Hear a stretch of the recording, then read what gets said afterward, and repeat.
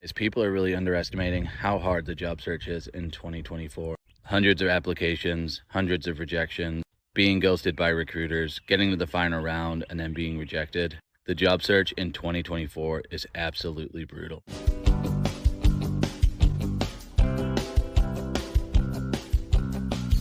Welcome to my channel, Outspoken Samantha.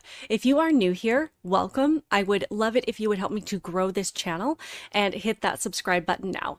And if you're returning, welcome back. I truly do appreciate your continued support on my channel, and I hope that you are subscribed as well. So something I have seen a lot lately are a lot of people amongst this Gen Z / recent college graduate age range expressing a lot of frustration with their job search efforts right now. And of course, we know that this is an issue because every time something challenging happens with this age group, they know that they have to take it to their favorite public platform, TikTok, where nothing is sacred, everything has to be shared because let's be honest, if it doesn't go on TikTok for millions of strangers to comment on, did it really happen? So they're taking to TikTok to talk about all of these frustrations with what their job searches look like, how many jobs they've applied for, how many times they've been rejected, how many interviews they've had, how many resumes they've submitted, and the response that they're getting from potential employers if they do get any response at all, and everything else tied to that. I think there's a lot of different reasons as to why this is such a challenge right now for everybody across the board.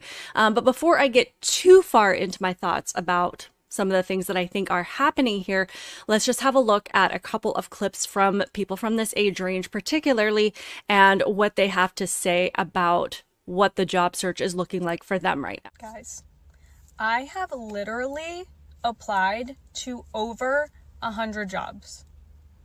Over 100 jobs. And I just can't hear anything back. And if I hear anything back, unfortunately with other candidates,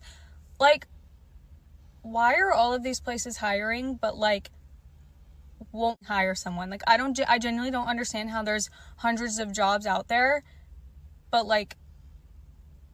I can't. And as we're going through these, I just have a couple of them, but drop it in the comments what you think the problem is, why you think that, according to them, there are all of these jobs being advertised as available, yet for some reason, despite, submitting lots of resumes, claiming that they're making all of this effort, why they're having such a hard time getting a position with pretty much anything right now. So I'm just curious as to what your thoughts are before I get into what my thoughts are. So incredible. As someone who has been applying to jobs for the better part of almost 4 years, it is insane how many layoffs and budget cuts and just industry sweeps and clean houses I have seen in the last 4 years. I graduated in June 2020 from my master's program. So this is a second degree, an elevated degree. And I have been applying to jobs since I graduated and have nothing to show for it. I would really be curious to find out what her degrees are in. And I know a lot of times we joke about getting a degree in gender studies or underwater basket weaving or something completely useless. But if you're spending that much on your education and you're finding that it's not beneficial to you, especially when you're trying to get a job, then maybe stop spending money on your education, because to me, this sounds like a waste of time and not a worthwhile investment. And I think that there are a lot of things that are affecting this right now, just in general, across all age groups. Business owners and employers in a lot of industries are feeling very insecure about the future, which means they're really hesitant to bring in more employees or create new positions. With that insecurity means that they don't know if things are going to stay steady, never mind if they're actually going to see any growth at all, which is a recipe for either not being able to foster new opportunities, and oftentimes it even means layoffs. There's also the issue of the availability of goods and products not being entirely reliable, to put it mildly. And then there's also the cost of living that has gone up, and taxes are going higher, and that affects people who have to rent spaces for their business as well, because as we see the rent for our own personal properties and our own homes and apartments go up, that affects people who have to spend money on spaces to run a business out of. So there really is a combination of a lot of factors that are just making it really challenging for everybody right right now. And that includes young adults who are now officially venturing out into the real world and trying to get their feet on the ground. So I'm saying, when I see you post a TikTok talking about how challenging things are right now, I hear you. I'm validating your feelings, and I very much feel your pain. So the question really is, why is it so hard right now? What other factors, aside from the ones that I just mentioned that apply to everybody, what factors could be making things particularly hard for Gen Z specifically? And I was tuned into this topic by this lovely, well-known commentator by the name of Brett Cooper. You may have heard of her. She has millions of followers, and her videos are wildly popular. So she touched on this subject a couple of weeks ago, and I will link her video in the description box below. Not that Brett Cooper needs me to promote her videos, but the focus that she was talking about in particular was how she feels that this generation has been set up for failure by being told that they need a degree, that college is the only way that they are going to succeed. And so they're pursuing their education under the impression that this is not only going to set them up for success, but that this piece of paper will usher them into this top tier level of employment, and therefore the astronomical debt that they incur while going to college just isn't going to be a problem. Then they get out into the real world and find out that their degree isn't going to allow them to bypass all of the lower level jobs, because despite having that education, they find out that actual experience is needed, which none of their woke college professors tuned them into, even though they seem to make plenty of time to tell these guys that white people are the greatest threat to America, that the total genocide of Jews is justified, and that men can get pregnant. But while they were talking about all of that, they couldn't just mention, even as a side note, that in order to succeed in the real world, you're going to need to gain some experience to prove your abilities to your potential employer before even having a shot at the low five-figure, mid six-figure jobs, and that being able to name all 157 genders is not going to be able to help you do that. So now they're competing with everyone else who is in the same boat and having this realization at the same time, and they're competing for these lower level jobs, which tend to have more applicants anyway than the higher paying career. And I do have a level of sympathy for being in that position, because it's not going to be one that's easy to dig yourself out of, especially with all of these other factors that we've already talked about making the job search particularly challenging. However, my sympathy stops when the TikTok space of literally oversharing everything exposes the other side of things. And something tells me that the pain that some of you are going through in your job search might just be a little bit self-inflicted. So let's have a look. If you work a 9 to 5 or an 8 to 5 in my case, you're expected to work until you're like 70. It's not just about working 8 a.m. to 5 p.m. It is about the lifestyle that comes with it. If I want to get a workout in before starting my work day, I have to wake up at 5 a.m. I'm at the gym 5:30 to 6:30. I have to come home, shower, get ready, eat some breakfast, because I am not going to stop taking care of myself for a job. You have to take into consideration lunchtime. You have to pack yourself a lunch if you don't want to spend like $20 a day on a lunch. Finally get to the office 8 a.m. 8 a.m. till 5 p.m. You're stuck at a desk. Take into consideration commute time. Luckily for me, I am very blessed with an amazing commute time. And then take into consideration that a lot of people have side jobs. I'm a personal trainer, so I train a client from 5:30 p.m. until 6:45 p.m. every single day. 6:45, 7 p.m. you have to start making dinner. Then you eat. Then you have to clean the kitchen. By the time you're done, it's 8:30 p.m. And if you want to get a decent amount of sleep in order to wake up at 5 a.m. again, you have to be in bed by 9 p.m. So you're telling me out of your whole day, you only get 30 minutes to yourself to either do skincare, check your phone. It's not that I'm lazy, okay? I've had 3 jobs at once. It's the fact that the older I get, the more time I want to invest in myself and not on anyone else's business. So there's a lot to unpack here.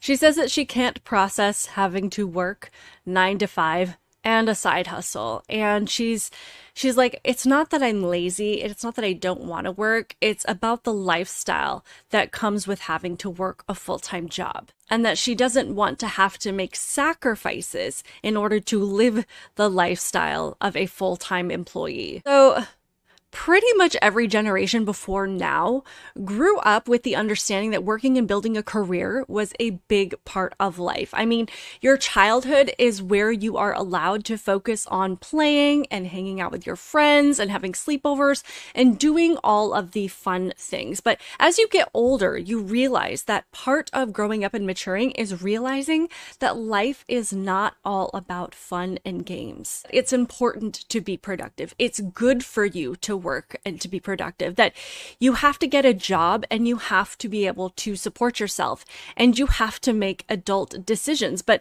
I mean, of course, you want to fit in time for your family, for your friends, time to get a facial, time to get your nails done, or to go play pool with your buddies and take time off for vacations and traveling. I'm not saying that those things are not important. However, it seems to be a common belief system amongst Gen Z and the generations coming after them that socializing and having fun and doing all the other things that you want to do, all of those things come first. And then having a job is something that you squeeze in between all of your extracurricular activities if you have time. And I do have to wonder what a job interview would look like with this person. Working all day is just not going to work for me.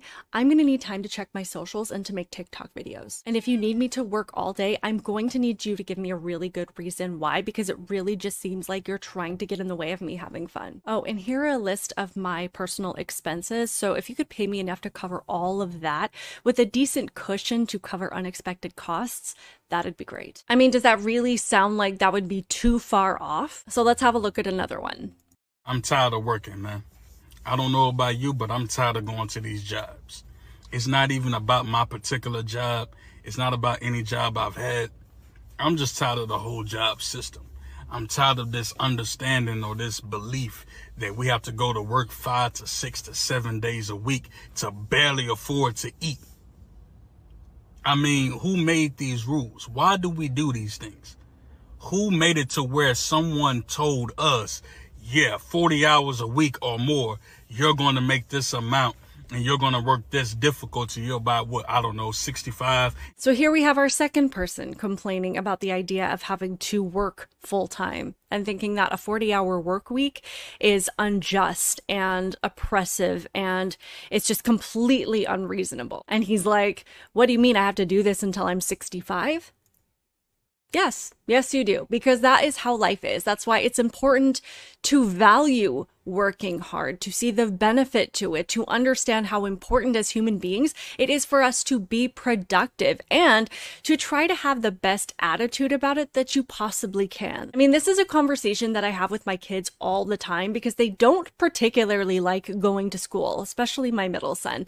He would rather be on an adventure or building something or playing with dinosaurs or reading about dinosaurs, but he has to go to school and sometimes he has to learn things that he doesn't find particularly interesting, and I know he would rather just be doing something fun. And I get it, but I also try to tell him you have to have the right mindset. And I try and encourage him to focus on the opportunity to learn and to ask questions and to grow his brain and to find value in the fact that you know more today than you did yesterday, which is a really difficult concept to grasp as a kid, but as an adult, it is something that you should have a better handle on. Yet, this age group, and like I said, this generation and the generations coming up after them, they don't think that they have to do anything challenging. And they certainly don't understand that work is actually good for us and our mental health, and how miserable and depressed we'd all be if we really did just play all the time. Because that doesn't give us any purpose, it doesn't give us any direction, it doesn't give us a sense of satisfaction or accomplishment, and it doesn't give us all of these things that actually are truly beneficial to our growth and productivity and mental health as human beings. This girl is my favorite. She has a lot to say, so I'm going to let her just have her rant. It's about a minute long, and then I'm going to address literally every single thing that she goes off about. I cannot stand how the news has been dogging Gen Z and calling them lazy for not wanting to work a 9-to-5 for the rest of their lives. Let me put it in perspective for everybody who's a little confused here, okay? I work 5 days out of the week, 40 hours a week, okay? I do not make enough to live on my own. I would not make enough to pay rent, water, electric, and eat. All by myself. I would not be capable of doing that. 20 years ago when you were getting started, you could live on your own. 20 years ago when you first started, you were able to do everything that I am now struggling to do. Let me add another perspective here. You've been working for 20 years. You have 20 years of working experience behind your belt. You have 20 years of experience in a career that has allowed you to gain raises, to get more money, to profit you in an economy that you created. You could sit here and you can call Gen Z lazy all you want, but I've been working my tail end off just to barely make it by. And respectfully, I don't want to do that for the rest of my life. I don't want to work my tail end off, wasting all of my life working just to barely be able to pay my bills. And that is what you created, not Gen Z. We're just here getting started. You've been doing it for the last 20 years. You tell me how it got ruined.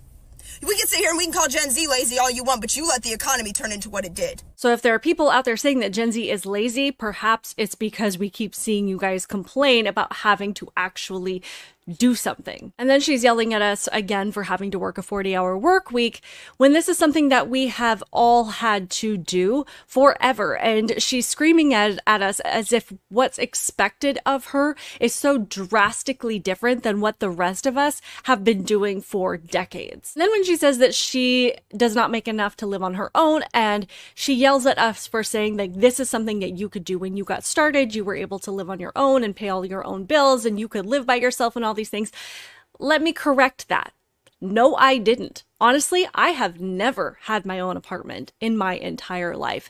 And when I was her age, I didn't know anybody who lived on their own. I got a minimum wage job making $5.65 an hour, and I lived in an apartment with 3 other girls. And for a long time, I took public transportation, and when I was able to purchase a vehicle, it was a really crappy old rundown beater car. But the problem is, a lot of people in this age group, as they are growing up and they are just used to having things, instantly available to them, they don't want to make those kind of sacrifices. They think that they should be able to have their own apartment and to drive the nicest car, and they don't want to scale back on the things that they want to spend their money on, and they think it's a sign of injustice for life to be laid out in such a way where making sacrifices is even asked of them. They're the ones that are not willing to make adjustments to what they expect of their lifestyle or how they want to live right now, or everything that they think they should have as a 20-year-old. They just expect everybody else to make adjustments and sacrifices to make things more comfortable for them. And then when she says that we've all been working for 20 years and we have 20 years of experience behind our belt, even though I think she meant under our belt, to profit an economy that we've created, it's because we actually used to vote in favor of policies that allowed the economy to thrive. And, we wanted people that deregulated businesses so that they could grow and create more opportunities at all levels and pay more, and therefore foster success for everybody. And when she says, I don't want to struggle for the rest of my life, well, welcome to what life is like for literally everybody right now, because that's all we're dealing with because of the economy that you and people in your age range created, where we can't afford to live and can't afford the basics. Because you know who I'm thinking about blaming every time I go to the grocery store and spend $100 on food and I come home with barely 3 bags of groceries?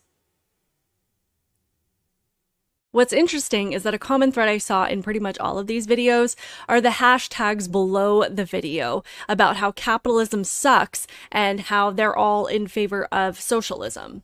I mean, you guys think things are bad now? Wait until we have a government that is taking even more of our paychecks and gets to decide everything for both businesses and employees. And then, of course, she has to blame us for this economy that we created. And she's saying it wasn't us. It's not Gen Z. We're just dealing with the repercussions of your choices. But I'm sorry, let's back up a little bit here. Who voted for things like free college and free healthcare? And who keeps demanding things like a $20 minimum wage? Like, who voted for that? Because it wasn't me. It was you. I have seen so many articles lately of these businesses that are having to lay off hundreds of employees because they live in a state that is demanding that they pay $20 an hour for an entry-level job for somebody with no experience. But when you force a business to do that, and it's not part of their structure to pay career-level wages to people that are just entering the workforce, then you are exploding what their expenses are and therefore making it impossible to actually offer jobs, to create jobs. But again, that's not something that I voted for. That's something that you voted for because you guys keep using phrases like livable wage, one that is quite literally something that looks different for every single person. And this is just a really quick clip of this girl. She's actually somebody that went viral a couple of months ago for complaining about how much time during her day is taken up just by having to work this job. And it's not just the 8-hour-a-day work shift, it's the fact that she has to spend so much time commuting. So by the time that she gets home at night, she's just too exhausted to do anything, and she's struggling because she doesn't have time for friends, doesn't have time to meet a guy, doesn't have time to do all these things, and she's just really sad about it. I was able to walk to work and it'd be fine, but I'm not. So it literally takes me, like, I leave here, like, I get on the train at 7:30 and I don't get home till like 6:15 earliest, and then, like, I don't have time to do anything. I want to shower, eat my dinner, and go to sleep. I don't have time or energy to cook my dinner either. Like, I don't have energy to work out. Like, that's out the window. Like, I'm so upset. And I get her frustrations. I really do. It is really challenging to go from, being a high school student to a college student to now you are expected to be an adult and to handle all of these things. And suddenly you're like, this is exhausting. But we're seeing the result of what happens when you don't root people's expectations in reality. And I know that I talk a lot about that in terms of where this gender ideology is concerned, but I think it's something that can be applied to a lot of different areas where just Gen Z in general is concerned. Because again, for some reason, they're getting to their early 20s thinking that working a full-time job is unfair and that having to struggle is a sign of an unjust system. And then when they get into the real world and realize that the way people told them that things work, particularly when they're in college and supposedly supposed to be getting an education and being prepared for the real world, they aren't willing. And in some ways, because of the way that their brains have been wired, they're incapable of making sacrifices, especially without painting themselves as a victim. And it's frustrating for us because we know that they can't see the bigger picture. But when we try to warn them and to tell them about the bigger picture and to try to give them a dose of reality, they call us boomers and haters and completely reject every single thing that we're saying. It's a completely false idea that people that came before you didn't have to struggle or that they had everything they wanted right when they graduated college or right when they got into their early 20s. We've all had to struggle at some point in time in our lives, and none of us have, or at least a very small percentage of us have ever had exactly what we wanted so early in life. And lastly, just a word of advice: stop voting for people who promise you free stuff, because it's not free. That free stuff is paid for through your taxes, and the more free stuff that the government promises you, the more that they take out of your paycheck. And it's really easy to vote for that stuff when you are in college and it's not coming out of your paycheck. But guess what? Now that you are all working, all of that free stuff that college kids are voting for now, that are in that position that you were in like 5 minutes ago, that's the stuff that you are paying for. Just like how we told you that what you were voting for just a few minutes ago, all that free stuff was coming out of our paychecks. So I would love to hear your thoughts on this in the comments below. I myself had to do a job search about 1.5 years ago, and it did take a little while to find something, but I was truly blessed to find a good position that, I started out as a receptionist, and now I am being trained 1.5 years later. I'm being trained in other areas that I'm more interested in, but I've had to pay my dues. And I think this is just like a repeat process throughout your life. You always have to kind of put the hard work in, and then the opportunities for what you want come afterwards. Anyway, let me know what you guys think in the comments below. Please be sure that you are subscribed so I can grow this channel and hopefully get this content out to more people who might find it interesting or just need to hear it. Keep it real, guys, and I will see you in the next one. Bye.